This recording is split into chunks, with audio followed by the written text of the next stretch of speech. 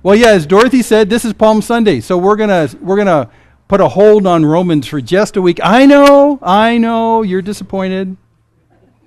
Not, but we're gonna look at Palm Sunday today because it's a big deal. So we start off with this picture right here. This is a picture by one of our great 19th century painter friends, James Tissot. You'll see a few of his pictures as we go along here.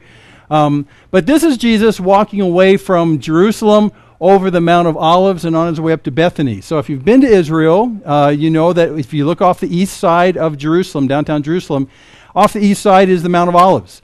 And the valley between it is the Kidron Valley. And it's a very important thing to get kind of oriented with. And here he is leaving downtown Jerusalem. The temple is just back there on the left because it's on this edge of town.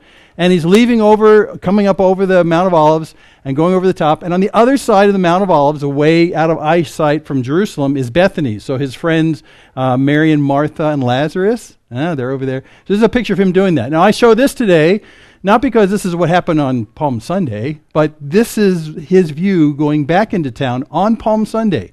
And so as you go back to the top of this hill and get ready to come in on Palm Sunday, he comes in a different fashion. And he comes in like this. He's mounted on an animal. In fact, a very specific animal. It's a young colt, and its mother is right there to the left, comes in with him. And he stands at the top of this same place that he's walked out of town so many times. He overlooks Jerusalem. And as you come down that hillside on the Mount of Olives, you're in full view of all of downtown Jerusalem. And not just all of Jerusalem, but the religious hub of Jerusalem, the temple itself. So he starts off at the top of this mountain. He's on this colt, and he's ready to come down, and he's making a real big entry, and a very purposeful entry. How purposeful? Right here. And you read back in Zechariah 9:9. Rejoice greatly, O daughter of Zion. Shout aloud, O daughter of Jerusalem. Behold, your king is coming to you. King. Righteous and having salvation is he, humble and mounted on a donkey, on a colt, the foal of a donkey. So when Jesus is poised at the top of this hill, and he's in full view of all of Jerusalem and all the religious leaders in the temple and the entire apparatus of Jerusalem, he is making one of the most bold and presumptive statements in the entire New Testament. He is the fulfillment of Zechariah 9:9. He is the king. He's the king. Now, that view over there in Jerusalem, when I was first in Jerusalem, a few years after the 6-Day War, when they regained access to Jerusalem, we were actually able to go up on the wall on that edge of town and look out. And I remember very distinctly standing on that wall, looking out over the Kidron Valley, looking at the Mount of Olives, which stretches from north to south, just east of the city. And I just stood there and imagined this scene as Jesus would come down that hillside with hundreds of people celebrating the fact that this is the king. And at this moment in his life, Jesus didn't tell anybody, don't say who I am. Because he was making it as bold and as clear as possible. But up to this point, he had told people, okay, you know who I am. You know I'm the king. You know I'm the Messiah. Don't tell anybody yet. Don't tell anybody. Because he knew that the minute that he made this proclamation, or any general proclamation that he was the king, then those who were in power would start lighting a fuse for his death. So he knew he had to time it just right. So he told people, don't tell him. But on this day, on Palm Sunday, it was all out of the bag. It was all out there. He was ready to do it. And so you go to the top of the hill, and here's all the people that cascaded down with him. I imagine that this was the scene as I stood there on the edge of Jerusalem and looked toward the east, with these people just crazy excited, going before and behind and around him. And he's coming down on this colt, and his by the way, the mother of that animal is there just for kind of stability because he hadn't been rid on. And all these people are just shouting. Look at the arms in the air and the shouting and the reaching out for him and the palms and the laying down of coats and the whole 9 yards. This was without a question a royal procession. And if you minimize this, you miss the huge part of this message. There is just no other way you can interpret this. This wasn't a crowd gone wild that they needed to be calmed. This was Jesus saying deliberately and purposefully, I am the king. Now what's amazing is, usually when a king comes into town and proclaims himself king, he comes with an army. because the people who are in town, who are in charge and who have authority, might be a little resistant to this guy coming in and saying, I'm in charge now. So he comes with an army. Or he is already the king of the town, and he went out and he conquered some people, and he came back, and so he's coming back in a conquering raid. Usually you don't make this kind of entry into town as a king unless you have an army. And all he's got is poor people with palm fronds. By the way, I'm wearing my palm shirt today. Cheap shot. So this is really quite unusual. He's coming in defenseless, and he knows that he's coming into a firestorm in Jerusalem. And it starts that entire week, the last week of Jesus, which will end with his crucifixion. And the Last Supper will be in there. There'll be tons of teaching. The majority of the book of John is dedicated to that last week. To that last week. That's how important this is. And that week starts off with Jesus making an undeniable proclamation that cannot be misunderstood, that he is the king. The king that was promised in all the Old Testament, the king Messiah, Mashiach, the anointed one, who had been promised all the way from the oldest prophets, and he is the man. Now, it's really quite an in-your-face moment in the New Testament. And this is going to separate his followers from those who are his resistors. This is going to draw a line. And Jesus said earlier, he said, I didn't come to bring peace. I came to separate people. And they'll separate based on who they think I am. And today, I come into town and I claim myself the King of Kings. That's how it's looked at. So that's where we're at in Palm Sunday today. Not just a small story, it's a gigantic proclamation. Well, he comes into town, he goes to the gate of the city, and he starts wandering around the streets inside of Jerusalem. And if you've been to Jerusalem today, you understand it's a very narrow thing. So they crammed in there, and he goes in royal procession on the back of this donkey, and there's people shouting, there's people leaning out the windows, there's lots of accolades. It's just a huge, huge deal. And he really does, without question, serve notice to all of Jerusalem that I'm the king. Get in line, ahead of me or behind me, but get in line because I'm the king. I mean, he makes no bones about this. He's very bold about this. Now, some people scoffed. Here's a scoffer right over here. See his hands like this? And he's going, wait a second, who do you think you are? Well, it gets worse than that, because he actually gets into the temple area, and here he is in Solomon's colonnades. This is where the portal is. And he gets in there, and there's a huge deal when he gets into the temple. I mean, there's guys on the edges who are not happy with this. And yet there's people who are just thrilled about it, because in their understanding, and rightly so, when the Messiah, King of Kings, Lord of Lords, comes in power, he'll come into the temple and he'll take his throne and he'll rule. Maybe even, they would say, maybe even walk into the core of the heart of the temple itself, into the Holy of Holies, and sit on the throne of God himself. So when Jesus heads toward the temple, they're thinking, this is it. He's going to do it. But he meets with some pretty nasty opposition. So we know that when he gets into the temple area, there's a ton of people who followed him from the Mount of Olives who are just really thrilled. They want to see him go the entire 9 yards. And then there's the religious establishment who are there protecting the temple. And there's sort of an impasse. And the story goes basically that he came into the temple area around the outside, but then he turned around and he left and went back outside the town. But he did do the royal march. He came into the temple area. So now, at the beginning of the week, people are saying, this is so exciting. He's going to come in any time this week and maybe actually sit in the throne room, actually in the Holy of Holies in the temple. God's Messiah, the one who's anointed from the entire Old Testament. This is the guy. This is going to be the best week ever.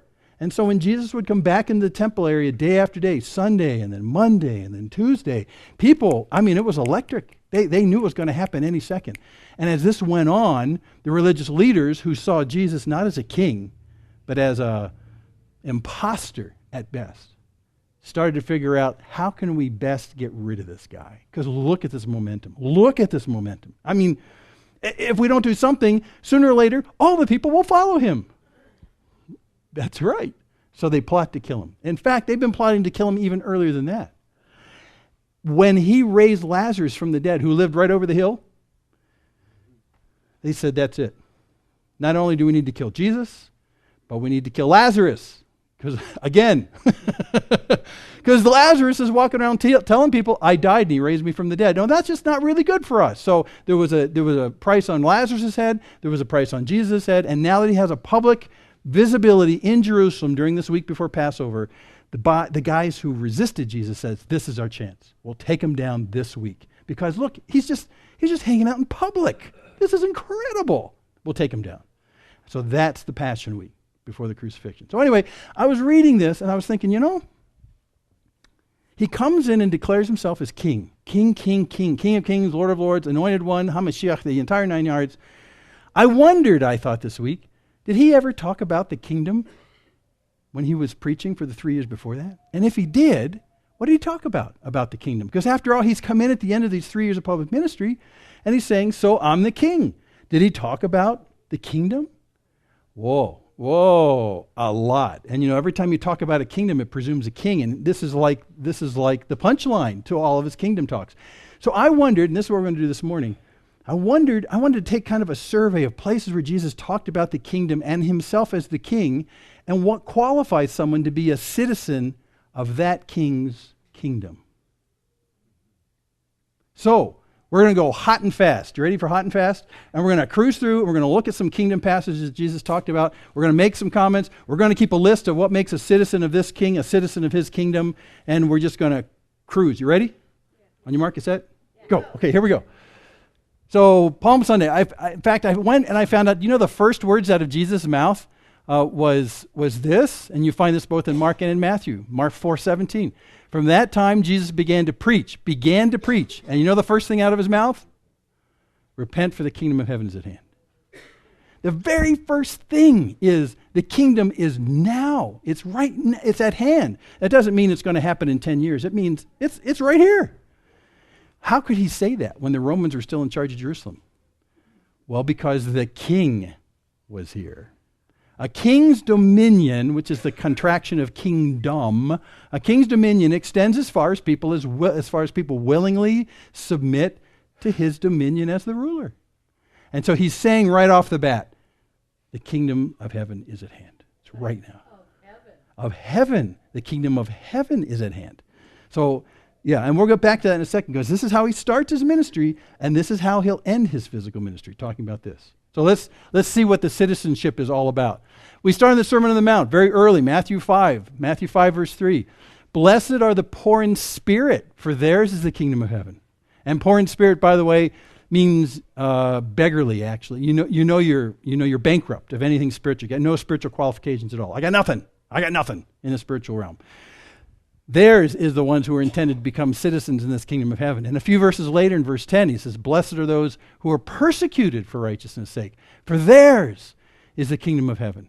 So all those people who stand up for what's right in the midst of people who want to do what's wrong for personal gain, those people who stand up for what's right and are persecuted for it, Jesus says, those people are part of my kingdom. The ones who value justice and righteousness and faithfulness and mercy, all those things that he told the Pharisees, what are you doing tithing dill, mint, and cumin? You've forgotten the big stuff.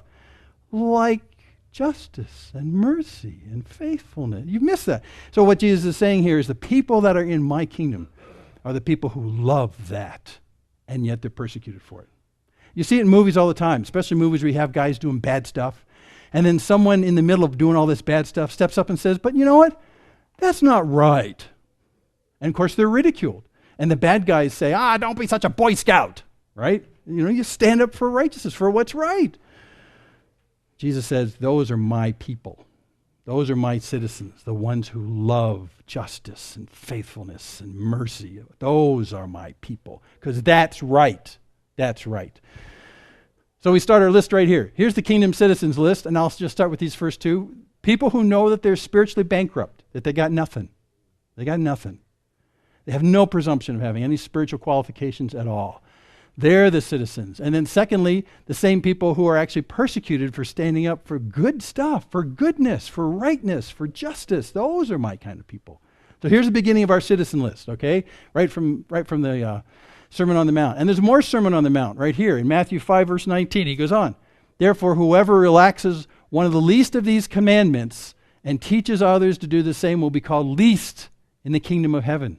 But whoever does them and teaches them will be called great in the kingdom of heaven.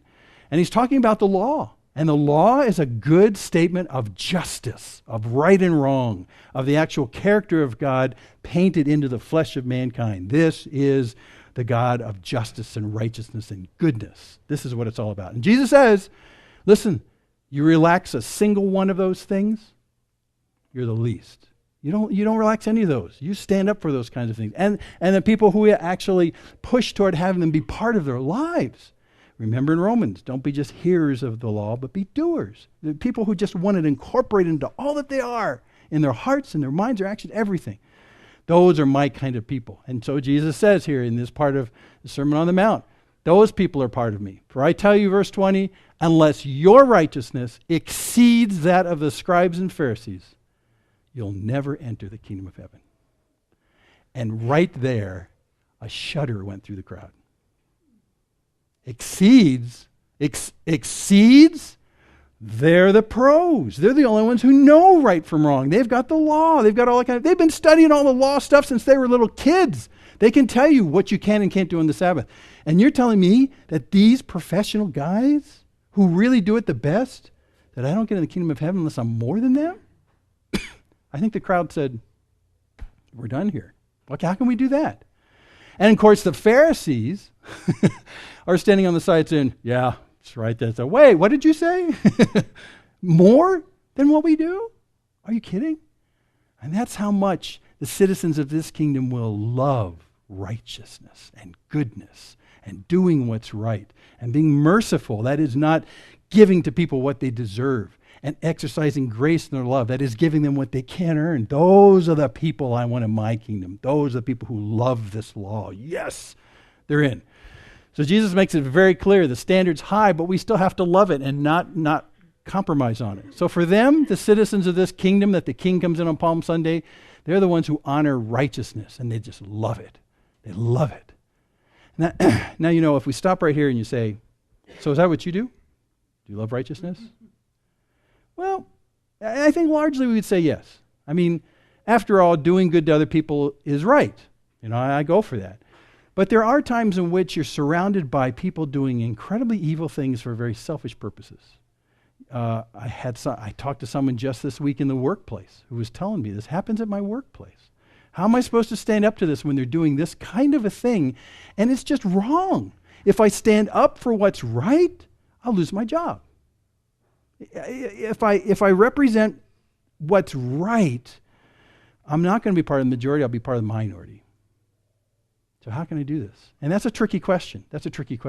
But what was really encouraging to me was that they were saying, I love righteousness. I love this goodness. I love treating people well. And not because I get anything in return, but because it's something I love about who God is. He's just in that sense, and he's loving, so loving in what he does. So this person had the right heart, they just didn't know how to intercede. And as life goes on, you'll find yourself more and more in the minority when you voice your love for what's right. You see, in our culture, people will do whatever they can get away with, not what's right. So when you actually stand up for saying, this is the right thing to do. It's the right thing to do. This is in line with the loving kindness of God. This is in line with justice. This is the right thing to do. And we need to do it because it's right, because it's good, because I love it. I don't want to compromise on this. I'm sorry, but we're going to be in a very tiny minority in a very short amount of time if you keep saying that. Because people just want to do what they want to do. But Jesus says, those are my people. Those are my people. The people who love that goodness. So let's go on. Let's push on to more of the Sermon on the Mount, chapter 6. He says, when you pray like this. Do you know this passage? Watch for the kingdom. Our Father in heaven, hallowed be your name. Your kingdom come, your will be done on earth as it is in heaven. Jesus says the citizens in his kingdom are the ones who are always leaning forward and welcoming the kingdom and his dominion of the king. They're leaning forward saying, come on, take over, take charge. You're the king, you're in charge. Do it here, do it now. Make this place part of your dominion. Your kingdom come, and the king has dominion wherever his will is obeyed. Your will be done. So this is really an invitation to the king to come in and reign. Interestingly enough, throughout our culture and throughout mankind's fallen status, we do not naturally say to the King of Kings, come and rule my life. because we want to rule our lives. Instead of him being the king, we want to be the king. We want to have our will be done, not his will be done. And so this is really a very unnatural statement on our part, but it is very much a kingdom statement. The citizens of this kingdom are the ones that say, rule, you rule. Now, the only place that I can give him permission to rule is here. I can't give him permission to rule the sidewalk out front or my neighborhood where I am. I'm not in charge of that kind of place. I don't have anything to give up to him. All I can say is rule, starting here. And the kingdom of God starts to exist where the king's will is obeyed. And those of us who've given our lives to Christ have started to say, bring it on. Bring your rule in my life. Bring your will in my life. I want your kingdom to come. So this isn't just a token statement. We recognize God as our Father, the one who provides and protects like the best Father does, but we also recognize him as our King, and we say, rule. Now, it's a distinction we're going to follow up on at the very end of this, but there's a misunderstanding about believing in Jesus. There's this understanding that, well, if I believe in Jesus, I'm saved, right? Well, it depends on what you believe, actually. And what I'll come down to is, Satan and the demons, they all believe who Jesus is. In fact, they're better informed than many of us. But the difference is, some say rule in my life, and the others say never, no way. So it's really the dominion of the king. That's what separates. Does the rule of the king operate in your life? Or are you saying, oh yeah, you're Jesus, I believe in you, goodbye, and do your own thing? So we'll come back to that. So anyway, a citizen of the kingdom is one who actively at the beginning of his relationship with the king welcomes him to rule, and as an ongoing part of his life welcomes him to rule. That's what we as believers are. We're followers of Christ in that sense, and we're followers of him as king who rules in our life. And we're delighted to let him rule. Your kingdom come and your will be done. Right here, starting right here, right here. Okay, some more tips. Sermon on the Mount. A lot of Sermon on the Mount stuff on the kingdom. It's one of the earliest teachings he does. Matthew 7:21. Jesus says, not everyone who says to me, Lord, Lord, will enter the kingdom of heaven, but the one who does the will of my Father who's in heaven. And so, by the way, when you see the word Lord, that's your way of saying king, king. Because Lord is really an acknowledgement of authority. It's in the New Testament Greek, it's this word kurios, which doesn't mean curious, but it looks like curious. Kurios means actually boss or authority or leader. It's used of general leaders as well. A mayor of a city would be called a kurios. So it's a statement of authority. So when you look at Christ and you say, Lord, Lord, you're saying King, King. It's a statement of letting him rule in your life is what it is. It's an acknowledgement of authority. So Jesus says, even though you come to me and acknowledge my authority by calling me Lord, Lord, you won't enter the kingdom of heaven unless you do the will of my Father who's in heaven. Remember, your kingdom come, your will be done. So it's something about the fact the citizen not only wants the king to rule in his life and his will to be done in his life, but somehow this citizen is doing the will of God in the process. And as we look through the entire New Testament, you see how that works, how he's in us and works through us and lives in us. So, and then he goes on here and makes it even worse. Verse 22. On that day, when you say that day, you always mean judgment day. On that day, many will say to me, Lord, Lord, did we not prophesy in your name? Cast out demons in your name? Do many mighty works in your name? 23. And then will I declare to them, I never knew you. Depart from me, you workers of lawlessness. It's pretty harsh. It's pretty harsh. And just declaring Jesus as king doesn't make him king in your life. And even saying, I'm doing all these things in your name, that means I'm giving you credit, Jesus. Doesn't make him king in your life. No, there's something relational between the king and you. And Jesus says that all those good things you did, by the way, those are not bad things. Prophesied, cast out demons, mighty works. Check, check, check, check. Good stuff. But they're lawless. They're lawless because they're not done with the right kind of a heart.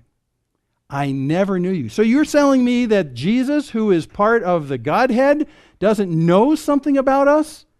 That's not what he's saying. That's not what he's saying. What he's saying is that we never got together. You never knew me. We weren't that whole thing. I've used the example for years about Paul McCartney, one of my favorite guys of all music time. And as I was growing up, Paul McCartney was just the man, great musician. And I always thought, I've listened to so much of his music and I know so much of his lyrics, and I feel like I know the guy, So if I went in public and I went to someone and said, Paul McCartney and I, we're like this.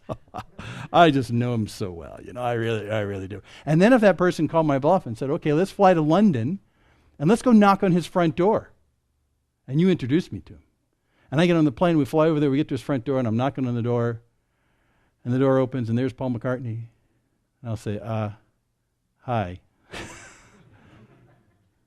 And he'll say, I don't know who you are. You've praised my music.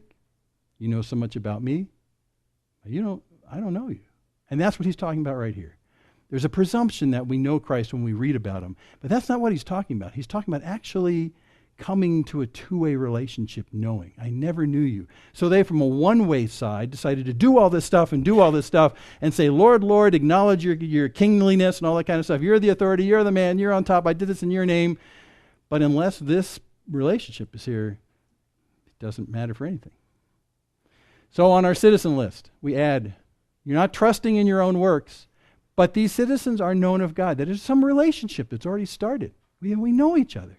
So when you get to judgment, or when you get to the end of all times, when this kingdom comes and his will is done, Jesus can look at us and say, I know that one. I know that one. Oh, I know you. Oh, hi, I know you too. And he'll know us. And we'll know him. But those who resist the king don't want to be known by him. They want to do their own thing. They want to be left alone in this wonderful kingdom from this king, but they don't want the relationship with the king. And that's a radical difference. That's the difference with us today as well. You follow Jesus, you start this relationship and continue this relationship with Jesus, with this King of Kings and Lord of Lords. You deepen in this relationship with him. Fruit comes out of your life, wonderful stuff. The will of him is actually incorporated into who you are. It starts coming out and being replicated. It's an incredible thing. But there are people who try and force their way into the kingdom by hanging false fruit and saying, Lord, Lord, and thinking that's enough. And that's not enough. So these people are known of God, and they're not trusting in their works like those other people. Okay, let's go to Matthew 18. At that time, the disciples came to Jesus saying, who's the greatest in the kingdom of heaven? And you should laugh right there, because it's awfully darn presumptuous. Because they're not talking about Abraham, Isaac, and Jacob. They're talking about us. You got to read the passage. It's just totally presumptive. So, who's the greatest, Jesus? Huh? We already know who's the least. Someone who kind of disses the law and righteousness. They're the least. He already told us that. So who's the greatest? Nobody. And he puts us out of our misery by doing this. Verse 2, Matthew 18. So calling to him a child, he put him in the midst of them, and then he said, truly I say to you, unless you turn, that means go the another direction, and become like children, you'll never enter the kingdom of heaven. Whoever humbles himself like this child is the greatest in the kingdom of heaven. So who's the greatest? You got to be like this little child. Then you'll be the greatest. Basically, if you want to go up in the kingdom of heaven, go down. That's the way it works. You don't get into the kingdom of heaven and be great by strutting in there like you're really hot stuff. I prophesied in your name, and I cast out demons in your name, and I'm hot stuff. He says, no. You got to leave all that behind. Leave all that behind. You got to be like a little child. And for some of us who aren't really well endowed upstairs in our brains, this is great good news to me, actually. Yeah, exactly. All those in favor of being like children, yes. And so really, what he's saying is that there's a wonderful simplicity about participating in this kingdom with this king. It can be extraordinarily simple. Now, if you are an academic and you want to really tease apart the gospel in great detail, you can do that, but I'm just telling you, Jesus says, that you got to start like a child and you got to stay like a child. And those are the cool people in heaven. Those are my people. The simple ones who come without any pretense. Now that's really what he's getting at. Children don't have an accomplishment list they can put in front of you and say, love me. Because they haven't done anything yet. They're just me. And you know what? That's enough for the king. Because he loves them just the way they are. What he's saying in a very powerful way is the people who are without accomplishment, who have no resumes, they're the ones who come in with nothing to the kingdom, and they're the ones I love. The ones who know they've got nothing and they've got no accomplishments. I love these people. I love these people. But you go in and you pound on the gates of the kingdom of heaven and say, but I'm well accomplished. I've prophesied in your name and I've cast out demons in your name. And look at the list of things I've done in your name. I've got a resume that no one can rival. I need into this kingdom. And Jesus will say, well, sorry, I don't know who you are. I don't know who you are. But if you leave all that behind and humble yourself, that means bring yourself back down to normal from this overinflated understanding of who you are. Come back to normal. And Jesus says, okay. Because the only way you can come into the kingdom of heaven is with nothing. Nothing. Citizen list. Humble like a child. And not great in your own eyes. So if you're still asking yourself the question, who's the greatest in the kingdom of heaven, you got to stop that. Because that's not really the issue. That's not really the issue. Like a child. Humble like a child. Okay, let's go to a really controversial one. The laborers in the vineyard. I used to be an adjunct lecturer at Gonzaga University on business ethics. By the way, Gonzaga is in the Elite Eight. Just want to let you know. Gonzaga University is in the Elite Eight of March Madness. They're playing today and they're going to whip Duke. That's all I can say. And that's a prophecy, yeah. Okay, so anyway, I used to go to Gonzaga and I would speak on business ethics. I was working at HP at the time, and we'd go in and I would actually tell them this story and not tell them it was out of the Bible. And at the end, I'd ask them, is this fair? And they'd say, no, that's unethical. But it's not unethical, it's okay. So here we go. What story? The laborers in the vineyard. So we pick this up. For the kingdom of heaven is like, well, it's like a master of a house who went out early in the morning to hire laborers for his vineyard. And after agreeing with the laborers for a denarius a day, which by the way is a good rate, he sent them into the vineyard. So beginning of the day, early in the morning, that's like daybreak. Daybreak for them is 6 a.m. So these first guys go up at 6 in the morning. So they hire some guys.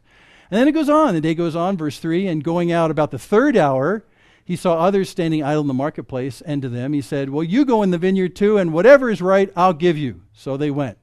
By the way, third hour, so you can figure this out. If 6 a.m. is the beginning of the day, all you have to do is add these hours to 6 a.m., and you get the real time of the day we are. So the third hour is 6 plus 3 is 9 a.m. So some guys go out at 9 a.m. So they go out, and they agree to get paid whatever the master says they'll get paid. Okay, then you going out again about the 6th hour, and the 6th hour is noon. Very good. About the 6th hour, and the 9th hour, 3, okay. He did the same. So now we got guys out there who go out at noon and at 3 o'clock. And it goes on, verse 6, and about, the 11th hour, he went out. 11th hour, 6 plus 11 is 17. Military times 1700 is 5 p.m. Very good, okay. Went out and found others standing, and he said to them, why do you stand here idle all day? And they said, well, because no one's hired us. And he said to them, well, you go into the vineyard too. So now we got some guys who start at 5 o'clock. So we got guys who went out in the field at 6 a.m., 9 a.m., noon, 3 p.m., and 5 p.m. Okay. Now the rub, verse 8. And when evening came, the owner of the vineyard said to his foreman, call the laborers and pay them their wages, beginning with the last up to the first.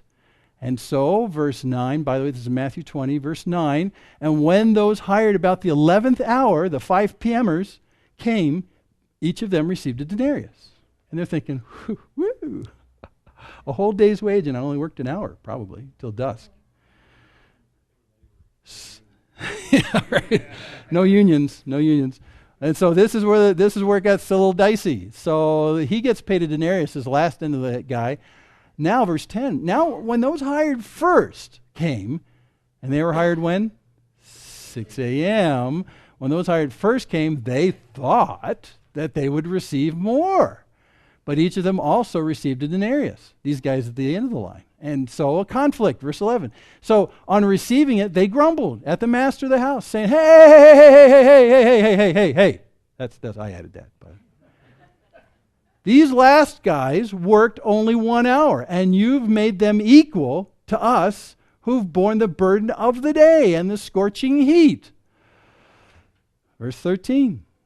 But he replied to one of them, "Friend, I'm doing you no wrong. Did you not agree with me for a denarius?" Remember, he told those guys first, denarius.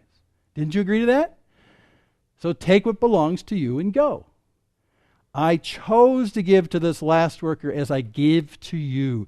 Am I not allowed to do what I choose with what belongs to me? Or do you begrudge my generosity? So the last will be first and the first will be last. And the point is, the citizens of this kingdom delight in God's generosity and not in how they can earn his favor. So I asked the students in Gonzaga, is this right?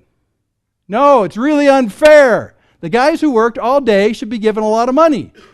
I said, well, yeah, I get that, but isn't the employer allowed to do whatever he wants? Write the contract with the employees any way he wants to? Yeah. Well, then what's the big deal? Well, it's not fair. Life's not fair. Life's not fair. And I said, even the fact that you have a job is not necessarily fair to the person who didn't get the job. I mean, there's so much that happens here. And I couldn't, because this was a university lecturing, I couldn't go into the biblical implications. But what Jesus is saying very clearly is the kingdom of heaven is not something that's earned on a sliding scale of how many hours you put in for Jesus. Thank God. It's based 100% on his generosity to everybody. To everybody. I think this parable has been messing up heads for 2,000 years. Because when you realize that's what it is, that's the kingdom. The kingdom of heaven doesn't have a sliding scale of pay raises. It's one gift of generosity from God himself. And those of us who are saved early in our lives and spend 70 years serving Jesus get exactly the same denarius at the end of the day as the thief on the cross who had minutes to live and could do nothing for Jesus. Denarius. But that's not fair. You're right. Thank God it's not fair. Because if it was fair, you'd be in hell. That's fair. So anyway, so the citizen of this kingdom is someone who delights in God's generosity and not in their ability to earn his favor. Okay, let's do one last one. And I'm coming out of Matthew into John. Oh, actually, I got two more. So if you can stand on, you can stand two more. Okay, here we go. So here's the end of the Passion Week. Jesus is in front of Pilate. This is John 3, verse 33. So Pilate entered his headquarters again, called Jesus, and said to him, "So, are you the king of the Jews?" Now, see, he's got good warrant to ask this question because just about 4 or 5 days earlier, they did this big king business coming down the hill. I'm sure some of the guys that worked for Pilate said, "You got to check this out. Look at that. Look at that." In fact, the Roman headquarters in town was right next to the temple on that same wall of the city. So they could just look out and go, "What the heck is that all about?" And then someone would say, "Well, he's doing this Jewish thing." Well, what Jewish thing would that be? Well, if he rides in on this colt, it satisfies a really old kind of prophecy, and he's proclaiming himself king. Right.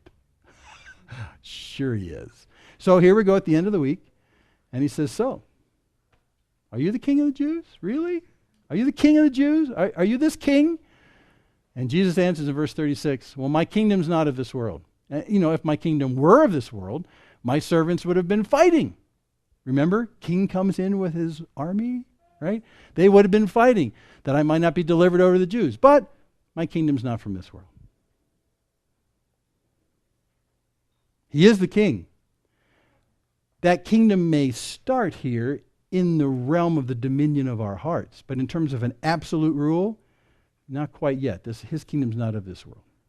Not of this world. In fact, if you go, oh gosh, you're going to have to check me on this. My memory's bad. I think it's Revelation 17, 16, 17, somewhere around in there. It says that the kingdom of this world becomes the kingdom of heaven. So somehow the domain of the king suddenly envelops everything absolutely. See, we're in this period of time where Jesus is the king. There's no question about that. But his power and his dominion, although they're unresistible, still he allows during this period of time evil to rule in a controlled, constrained, boxed-in fashion, which is why Satan can be called the prince of the power of the air. He's given some authority, but it's like in a box.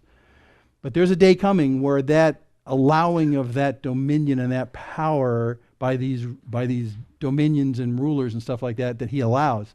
There's one day he's going to say, okay, that's the end of that. Now we put an end to this. Now we put an end to this.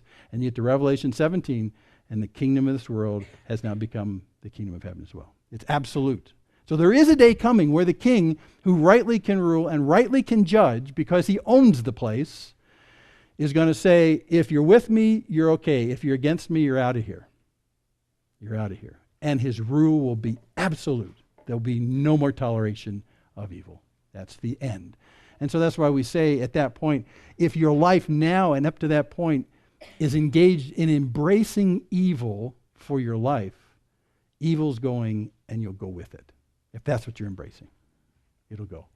So what do we add to the citizen list here? There's a certain understanding of the citizens of Jesus' kingdom that this is not it. There is a certain kind of, what do you want to call it? Disconnect with this place. I mean, this is an okay place, and this is a place where Jesus can still rule in our hearts and blesses us with the people that are around. I mean, this is not bad, really. But this isn't the end. There's more to come. The best is yet to come, in fact. The best is yet to come. And so these citizens of this kingdom are the ones that are leaning forward for the coming of that day when he rules everything, where there will be no more sin, there will be no more tears, there will be no more death. Even death itself is conquered physically and finally and totally. Everything is under his rule, and we lean forward to that. And as we lean forward to that, we lean away from this. So these citizens have this sense that there's more to come. When you read in Hebrews 11, there's this kind of portrait gallery of the heroes of faith, they call them in Hebrews 11. You know, you go back, there's Abraham's in there and all these guys of the Old Testament. And his entire point about talking about these guys isn't really to talk about their faith so much, even though we call that Hebrews 11. Oh, that's the chapter of faith, man, the heroes of faith. But what he's talking about is the fact that all these guys and women were leaning forward for a promise that would come later. And so they put up with a lot of junk, a lot of that being persecution. And so at the end of Hebrews 11, he says, you know, they put up with all this stuff. Some of these guys were even sawed in half in a log. That, by the way, is the legend about Isaiah. Why would they do that? Why would they voluntarily submit to that kind of persecution? I mean, don't they know that this is it and you grab all your gusto you can? But that's not what they know. They're leaning forward for this other kingdom. And Jesus says, my kingdom's not of this world. And that's what everyone who's a citizen of this kingdom is waiting for and leaning forward to. The day when the King of Kings and Lord of Lords will be absolute in his justice and absolute in his love toward us. We lean there. There is, you know, when you talk to people who follow Jesus, there's a healthy handling about life right now because they understand that this isn't all of it. This is not the end of all of this stuff. It's good, and it can be very bad sometimes, but this isn't the end. The best is really yet to come. I quote this many times from Corrie ten Boom, who was in a German concentration camp in World War II with her sister Betsy. And while they're there, I mean, they're not Jews, but they harbored Jews. They hid Jews in their home in Holland. So they're there, and many times as you read through the life of Corrie ten Boom, Hiding Place, if you've never read, oh my gosh, you've got to read Hiding Place. You've never read Hiding Place? Got to read Hiding Place. Anyway, as they're going through this, and while they're in the concentration camp, Corrie's sister Betsy many times would say, but Corrie, this is not all there is. The best is yet to be. The best is yet to be. Well, Betsy died in the concentration camp. And Corrie lived through it. And when she left the concentration camp at the end of World War II, she started a lifelong of traveling and telling people about the good news that the best is yet to be. This isn't it all. And my sister Betsy died knowing that and delighting in it and found the Savior face to face while she was in concentration camp. So that's really the truth. These citizens have this sense that this isn't the end. There's much more to come. Okay, this is the last scene. This guy Nicodemus in John 3. I love this picture. I love this picture. Again, James Tissot. Okay, John 3:1. There was a man of the Pharisees. Remember, they're the professional law doers. There was a man of the Pharisees named Nicodemus, a ruler of the Jews. This man came to Jesus by night and said to him, Rabbi, means teacher, Rabbi, we know that you are a teacher come from God, for no one can do these signs that you do unless God is with him. Now, if you were writing the Bible, what would your next question be from Nicodemus? So, who are you? Or I don't know. So what does he say after that? Well, he doesn't really get a chance to say anything. Jesus answers him. Well, wait a second. He didn't ask a question. I know, but Jesus knows what he's wondering. So Jesus says to him, truly, truly, I say to you, unless one is born again, he cannot see the kingdom of God. I didn't ask that question, but that's what you were wondering. I know. Well, wait a second. Born again? Now, if you want to have a really fun time and laugh about Nicodemus, because read the verses after this, because he basically says, so how do I, you mean crawl back into my, so what? It's kind of funny if you read it. It's in John 3. It's very real. I mean, it sounds like a real conversation, because it is. You're not talking about, and Jesus clears them up and says, no, that's not what I'm talking about. But you do have to be born again, or you'll never see the kingdom of heaven. You'll just never see it. So that's the prerequisite. Okay, you got my attention. How does this happen? Go read John 3. It's fun. But I'll give you the punchline over here in verse 6. That which is born of the flesh is flesh. That's us. And that which is born of the Spirit is spirit. Being born again is about being born of the Spirit. So don't marvel that I said to you, you must be born again. Why are you marveling at this? Don't you get this? In a way, he's really putting down the reputation of Nicodemus. He's a Pharisee. He should know better. And Jesus is saying, no, you got to be born of the Spirit. You got to be born of the Spirit. I'm not talking about going back in your mother. No.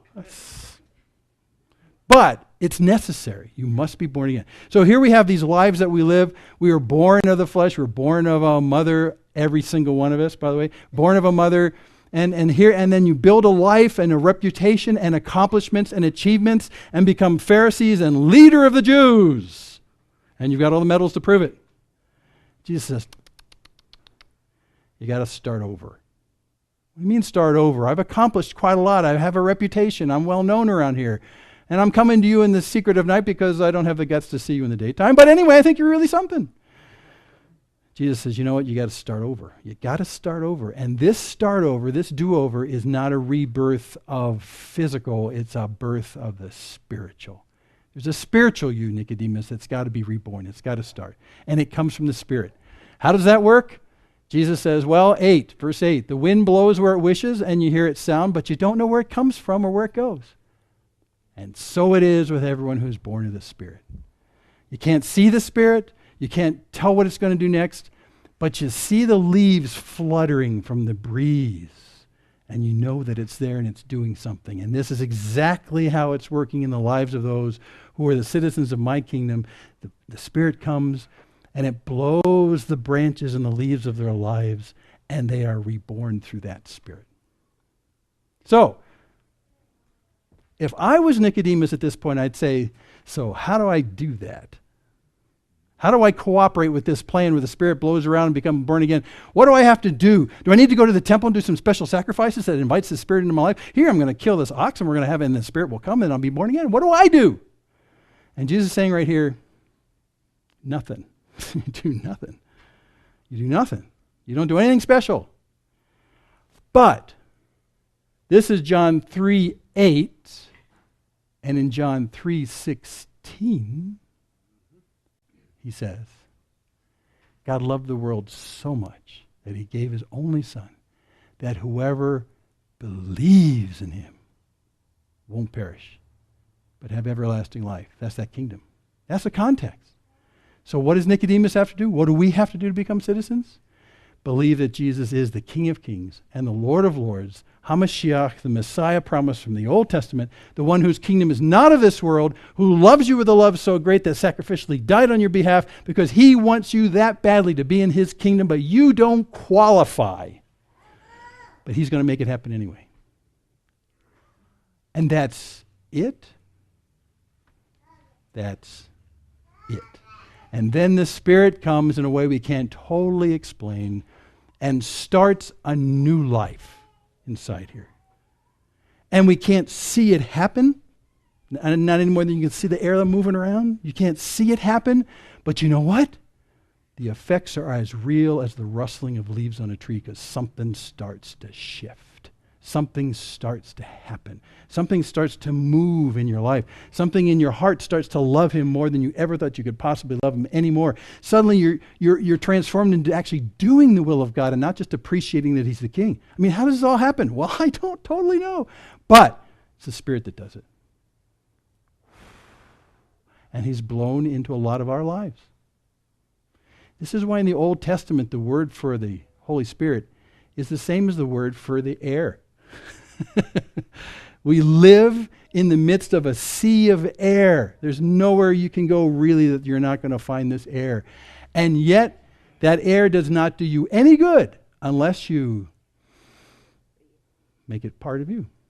And there's life. See, God's really good at his illustrations. And this is the same with the Spirit. Can't see it. But where is it? Well, like everywhere. Does it do you any good? Not until you let him in.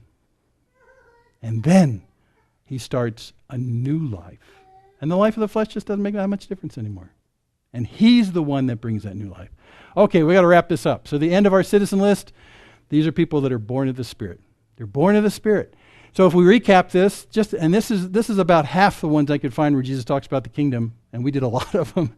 Good job for hanging with us. They're the people who know they're spiritually bankrupt. They're bringing nothing. They're the ones who are persecuted because they stood up for what's right and what's wrong. They're the ones who love righteousness and goodness. They're the ones who honor it. They don't cut corners on it. They're the ones who constantly, daily, in their prayers, even welcome the king's dominion in their life and his will to be done in their life. They're not trusting in their own works, but instead they're known of God. They have a relationship. And they're humble, just like a child. They got no credentials. They don't come to the kingdom of heaven with credentials. They're not great in their own eyes. And they're the ones who delight in God's generosity rather than saying, that's not fair. It's not earned. And they have a sense that this is not all there is. They're citizens of another world and growing more every single day that way.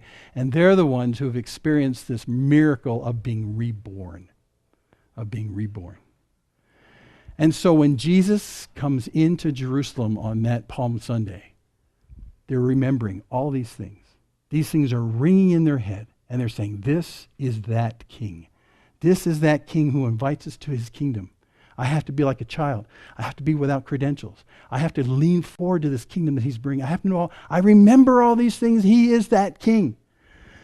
So simply, what does it take to be the people behind Jesus instead of the people in front of Jesus yelling at him? Believe he is that king and welcome his rule in your life. And then his Spirit comes and transforms you. And you're born again. It's really that simple. That simple. So when Jesus came and without any ambiguity sat on that colt and declared to everyone who could see him, I am that King of Kings. I am that Lord of Lords. The population of Jerusalem split in half. And you had the people who opposed him because they were protecting their own authority and their own power because they didn't want to yield it to him as king. And they had people behind him who said, it's about time. He's my king. So, if you've never made that decision for who Jesus is, it's really as simple as I just said. It's more than just believing that he was historically. It's really, like he says in the Lord's Prayer, inviting him to rule your life. And by the way, when you ask him to rule your life, you're kicking another king off the throne in your life. And you know who that other king is? It's you. It's you. Can you live in a kingdom with this king if you let him have full sway over your entire kingdom? Are you willing to do that? Because that's what separates the people who really are followers of Jesus from those who are not followers of Jesus. They may agree upon the historicity of the real Jesus, but that's not it. Are you letting him be king? Are you letting him be Lord, the authority? Are you letting him have sway in all those things? Are you saying every day, Lord, not my will, but your will be done? I delight in who you are. And Lord, as I'm in this place that's full of this stinky evil that I find in every corner that I go during the day, I love your law. I love your love. I love your mercy and your justice and your faithfulness and all that you are. And I'm going to talk about that and propel that into the places where I go. And I probably won't be popular because Jesus, doggone it, wasn't popular when you did it. But I think that's why I'm here. So lead me, rule me, be my king. Be my king. And as we lean forward out of this place, we wait for him to come another time. And this time when he comes, absolute authority, absolute rule. No more evil, no more sin, no more tears, no more fudging. It'll be good in the biggest sense, capital G. And then, oh man, then it's not just going to be coming down the hillside on a donkey and waving palm fronds. Then, the kingdom is here. And that kingdom can start with you right now. Like I say, you can just say, I want you to be my king right now. And that's all you got to do. It's as simple as that. You're my Lord. You're my king. You're my all. Rule. Lead the way. I'm behind you. By the way, we talked about, as we were looking through Romans, about God talking to Abraham and so many after him, saying, I've got this plan for this society where I'm at the center. King, I'm at the center of this society, and I want you to be part of this society. I want you to be in the midst of my provision and my care and my protection and all that. I've got this great idea, mankind. Are you in? What do you say? Come on. And all we have to say is, I'm in. I'm in. You're in charge. Let's do this. Here we go. And King Jim dies, and King Jesus rules. Boy, that's that simple. Let me read you one last psalm here. This is just a marvelous thing. Did you know the earth is the Lord's and all it contains? That means he's in charge, by the way, and he's king. We can dispute it all we want. This is from Psalm 24. The earth is the Lord's and all it contains, the world and those who dwell in it, us.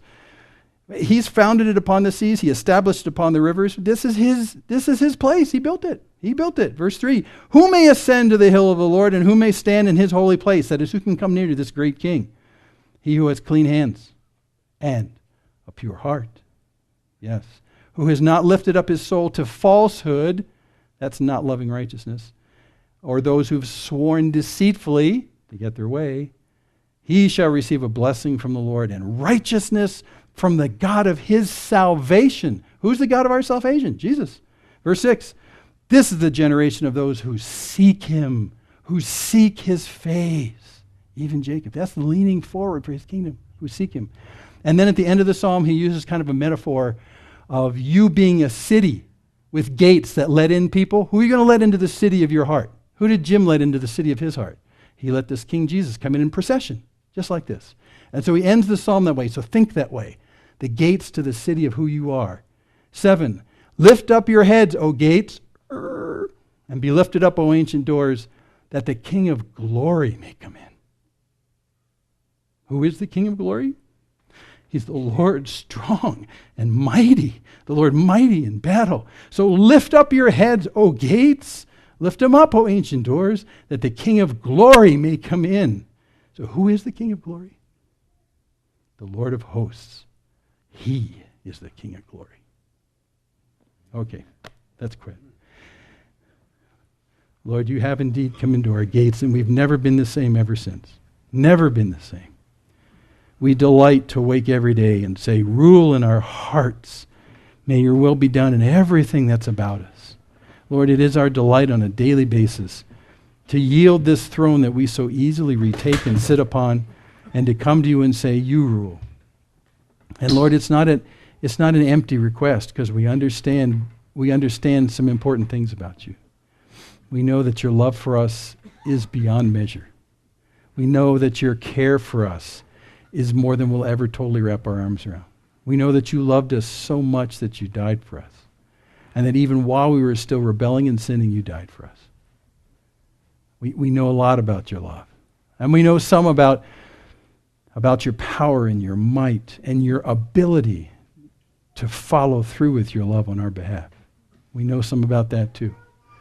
And so, Lord, this wall around the city of our hearts, we've opened up the gates that keeps the marauders out. And we say, you, the King of glory, you can come in.